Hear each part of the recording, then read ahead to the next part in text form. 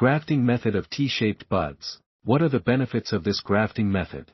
Firstly, it can save scion wood, as one bud can grow into a new plant. T-budding also does not require high demands on the rootstock, and the method is simple and easy to control, with a good survival rate. So what are the key points of T-budding technique?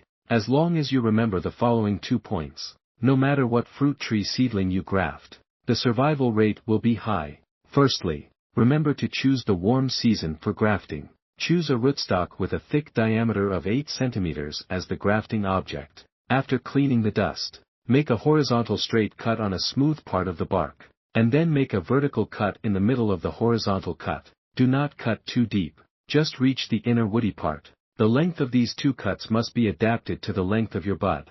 Then, cut the bud, which is a key point. Many people fail at this step.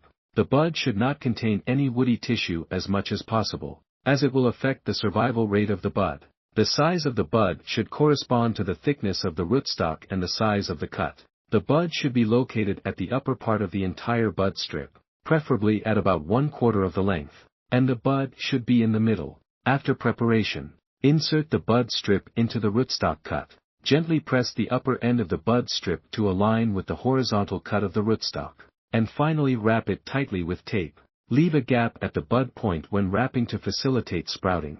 After completing these steps, pay attention not to let the grafting site touch water to avoid infection. Find a well-ventilated environment. In about 40 days, a new plant will emerge. This method is simple and easy to operate.